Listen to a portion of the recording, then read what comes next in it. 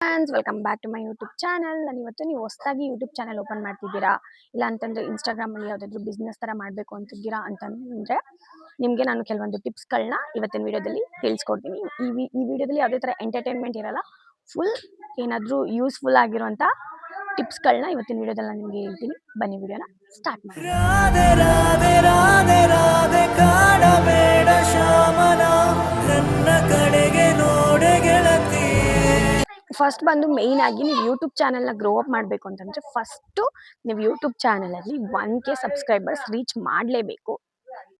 1K reach ಮಾಡಾದ್ಮೇಲೆ ಆಟೋಮೆಟಿಕ್ಕಾಗಿ amount ಬರೋಕ್ಕೆ ಸ್ಟಾರ್ಟ್ ಆಗುತ್ತೆ. 1K ಫಾಲೋವರ್ಸ್ ಖಂಡಿತ ಇರಲೇಬೇಕು. ನೀವು ಇನ್ಸ್ಟಾದಲ್ಲಿ ಏನಾದರೂ ಬಿಸ್ನೆಸ್ ಮಾಡಬೇಕು, ಇನ್ಸ್ಟಾದಲ್ಲಿ ಏನಾದರೂ ಗ್ರೋ ಅಪ್ ಆಗಬೇಕು ಅಂತಂದರೆ 1000 ಫಾಲೋವರ್ಸ್ ಆದರೂ ಇರಲೇಬೇಕು.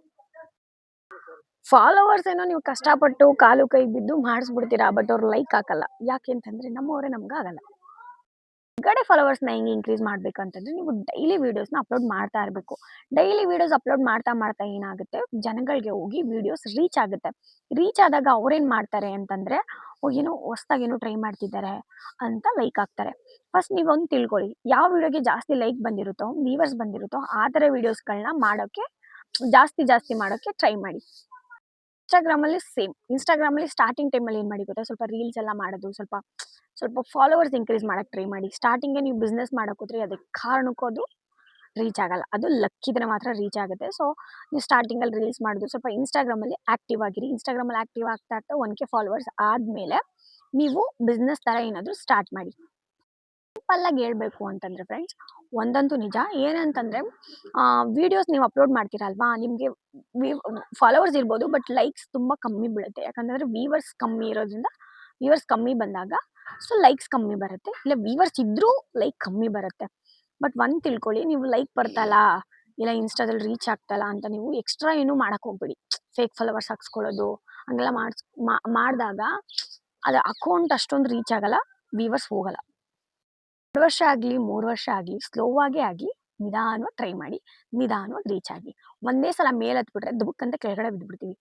ನಾವು ಈಗಲಿಂದನೇ ಕೆಳಗಡೆಯಿಂದನೇ ಸ್ಟ್ರಾಂಗ್ ಆಗ್ತಾ ಹೋದರೆ ಮೇಲ್ಗಡೆ ಹೋದಾಗ ಬೀಳೋಕ್ಕಾಗಲ್ಲ. ಯಾಕಂದರೆ ನಾವು ಆಲ್ರೆಡಿ ತುಂಬ ಬಿದ್ದಿರ್ತೀವಿ, ತುಂಬ ಏಳು ಬೀಳುಗಳು ನೋಡಿ ಮೇಲ್ಗಡೆ ಹೋಗಿರ್ತೀವಲ್ವಾ, ಅಲ್ಲೇನಾದರೂ ಒಂದು ಚಿಕ್ಕ ಏಟಾದಾಗ ನಾವು ನೋಡದೇ ಇರೋದಾ ಅನ್ನೋ ಥರ ಫೀಲ್ ಇರುತ್ತೆ. ಬಟ್ ನೀವು ಒಂದೇ ಸಲ ಗ್ರೋ ಅಪ್ ಆಗಿಬಿಟ್ಟು ಒಂದೇ ಸಲ ಬಿದ್ದರೆ ಹೋಯ್ತು. ಬಟ್ ಪರವಾಗಿಲ್ಲ, 1 ವರ್ಷ ಆಗಲಿ ಆಗಲಿ, 2 ವರ್ಷ ಆಗಲಿ ಆಗಲಿ, 3 ವರ್ಷ 5 ವರ್ಷನೇ ಆಗಲಿ, ನಿಧಾನವಾಗಿ ಗ್ರೋ ಅಪ್ ಆಗಿ, ಏನು ಪ್ರಾಬ್ಲಮ್ ಇಲ್ಲ. ಈ ಥರ ವೀಡಿಯೋಸ್ ಅಪ್ಲೋಡ್ ಮಾಡಬೇಕು, ಏನಾದರೂ ಬಿಸ್ನೆಸ್ ಐಡಿಯಾ ಇದೆ, ಈ ಥರ ಮಾಡಬೇಕು ಅಂತಿದ್ದೀನಿ ಅಂತ ಏನಾದರೂ ಇದ್ದರೆ ನನಗೆ ಕಮೆಂಟ್ ಮಾಡಿ, ನಾನು ನಿಮಗೆ ಟಿಪ್ಸ್ ಕೊಡ್ತೀನಿ. ಇರೋದು 300 ಜನ ಫಾಲೋವರ್ಸು, ನೀವೆಲ್ಲ ಅಡ್ವೈಸ್ ಮಾಡಬೇಕಾ ಅಂತ ನೀವು ಅಲ್ಲೇ ಹೇಳೋದು ನಂಗೆ ಇಲ್ಲಿ ಕೇಳಿಸ್ತೈತೆ. ಬಟ್ ನಾನು ಸಿಂಪಲ್ಲಾಗಿ ಏನು ಹೇಳ್ತೀನಿ ಅಂತಂದರೆ, ನಾವು ಬೆಳಿಬೇಕು, ನಮ್ಮ ಜೊತೆಲಿರೋರನ್ನು ಬೆಳೆಸಬೇಕು ಅನ್ನೋದು ನನ್ನ ಆಸೆ. ಸೊ ನೀವು ನನ್ನ ಸಬ್ಸ್ಕ್ರೈಬರ್ ನಂದೊಂದು ವೀಡಿಯೋ ನೋಡಿ ರೀಚ್ ಆಗಿದ್ದಾರೆ ಅಂತಂದರೆ ನನಗೂ ಖುಷಿ ಅಲ್ವಾ. ಸೊ ಹಂಗಾಗಿ ನಾನು ನಿಮಗೆ ಟಿಪ್ಸ್ಗಳನ್ನ ಕೊಡ್ತೀನಿ, ನೀವು ತಗೊಂಡು ಫಾಲೋ ಮಾಡಿ. ಮೇ ಬಿ ನೀವು ರೀಚ್ ಆದರೆ ನನಗೂ ಸ್ವಲ್ಪ ಪ್ರಮೋಷನ್ ಎಲ್ಲ ಮಾಡಿಕೊಟ್ಟು ರೀಚ್ ಮಾಡಿಸಿ. Thank you for watching. Love you all. Bye.